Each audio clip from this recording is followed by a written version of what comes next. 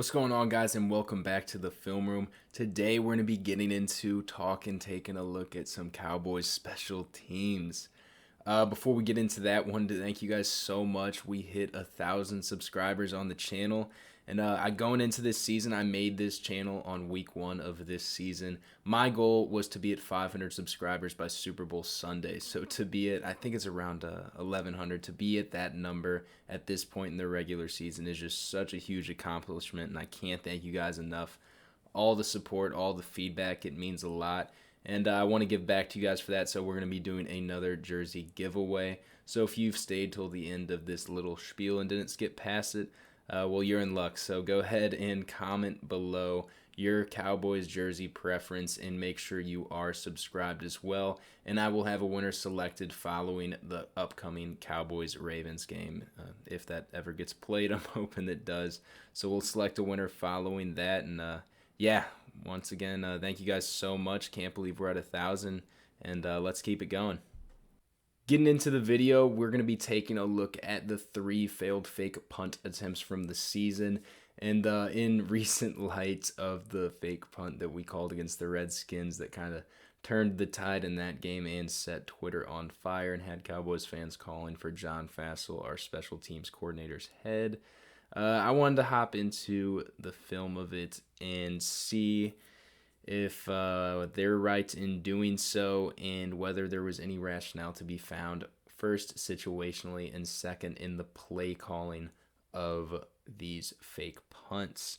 So with the first failed fake punt attempt of the year, it came against the Atlanta Falcons. We actually had 2 this game, but this first one is going to be at a point where we're down 14-0 early on, about halfway, a little over halfway through the first quarter.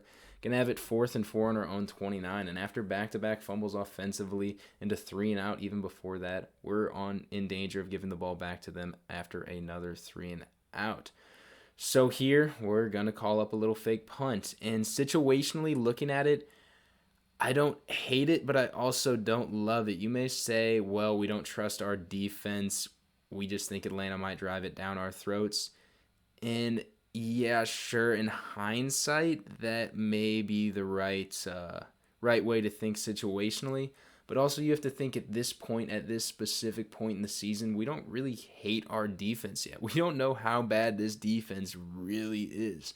The week before in our Sunday Night Football opener against the Rams, we only gave up 20 points and I believe only 7 in the second half and had plenty of key stops late in the fourth quarter to give our offense a chance to tie or win the game. And then up to this point in this game, we've had 2 early 3 and outs to start the game defensively. But then after a turnover deep in our own territory by the offense, 1 play, 22-yard scoring drive for Atlanta, 7-0.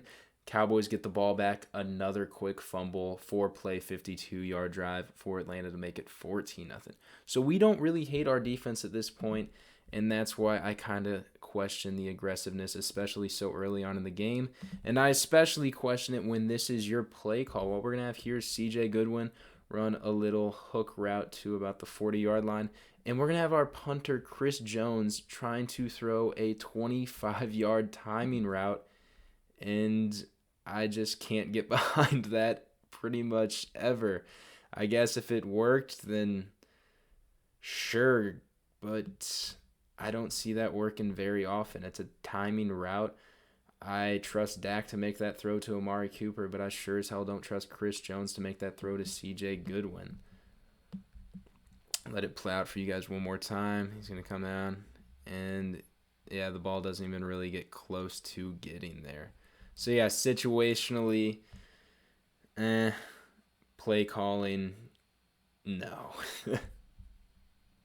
Getting into this next fake punt and first looking at it situationally, we at this point in the game are going to be down 36-24 with about 13 minutes left in the fourth. 4th and 5, ball on our own 40. And our offense at this point, after having a slow start, has scored on its last 4 drives. That's going to be an 11-play, 75-yard touchdown, 11-play, 60-yard field goal, 7 plays, 74 yards, touchdown, 8 plays, 83 yards, touchdown. And then after we sputter a little bit, get ourselves into 4th and 5, rather than keeping our high-powered offense that is running on all cylinders at this point in the game, rather than keeping them on the field, we decide to snap the ball directly to Darian Thompson and tell him to go and pick up, I guess, from this point, 10 yards.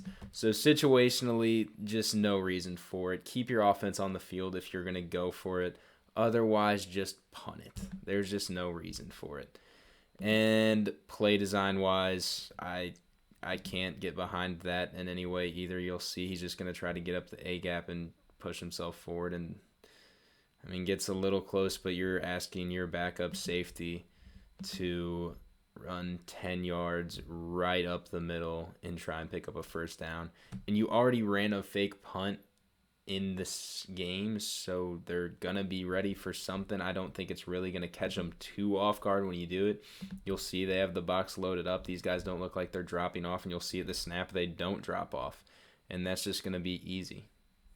So situationally, doesn't make sense. Play design, as you'll see here, and especially so from this angle, just does not make any sense. Getting into this last play, and easily the most infamous of the three, just before we get into the crazy play design of it, we're going to be just looking situationally. And situationally, it's just hard to rationalize it. It really is, unfortunately.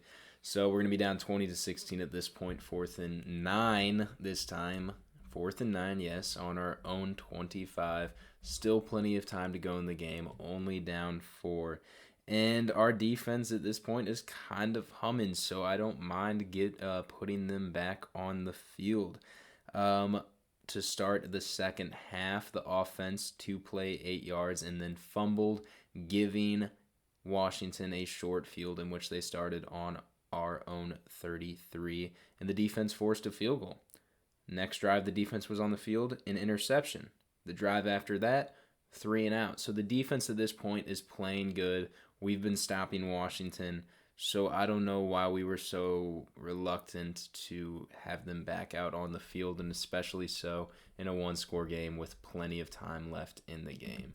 So situationally, there's just no rationale for it there. Play design-wise, going to snap it. I believe we snap it here. Or no, snap it. Just direct snap. I don't know what I was thinking there. So direct snap. He's going to roll to his left, end around to Cedric Wilson. And what I want you guys to watch is C.J. Goodwin here, and then punter Hunter Niswander. I believe that's his name.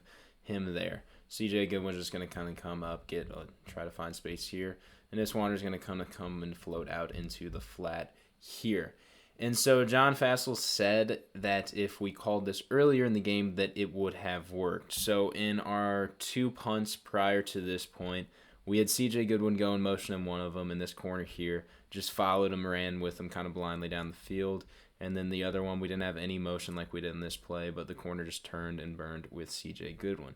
But the corner here to actually, I can't say whether or not I think it would have worked if we did it earlier in the game, but I will say the corner was very alert and aware here. You can see his eyes in the backfield, and when he sees the snap, the direct snap to, I think that's Darian Thompson.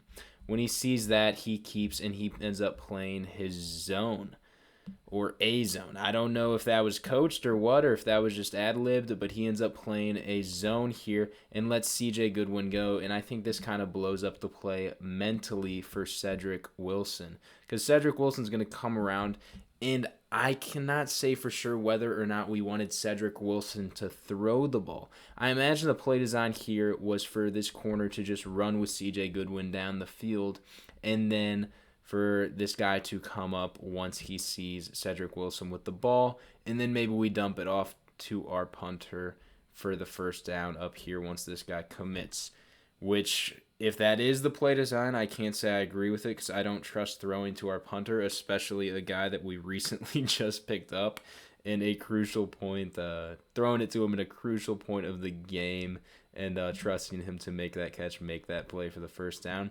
But it doesn't really look like Cedric Wilson ever gets in a position to throw, and you can kind of see it better from this angle. So, yeah, that is going to be Darian Thompson. Pass it off. He never really looks like he's going to throw. He's just kind of always – it always seems like throughout this play that he's just looking for room or space or a hole to run through and try and pick up the first down.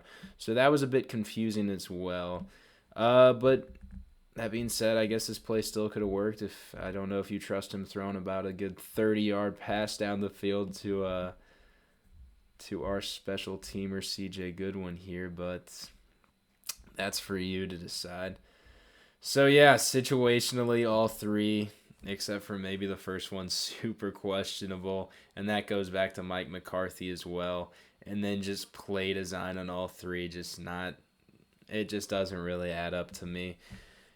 So if I'm being honest, I'll hop on that fire John Fassel train. I'm not one to be a fire this coach, fire that coach kind of guy, but yeah, man, we just need to get us a special teams coordinator that's going to come in.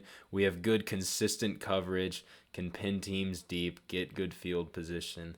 And there's just no need for stuff like this. He did it when he was with the Rams, and Sean McVay had his head, and I'm sure that's why he's not with the Rams anymore. And I know one time when he was with the Rams, he did it what it seemed like behind Sean McVay's back. So I don't know if McCarthy had as much say as we think he did on this, or if this is just kind of a trust thing between the coaches. But yeah, there's just no real rationale to be found, and especially so in this play. So yeah, go ahead, guys, have at John Fassel all you want.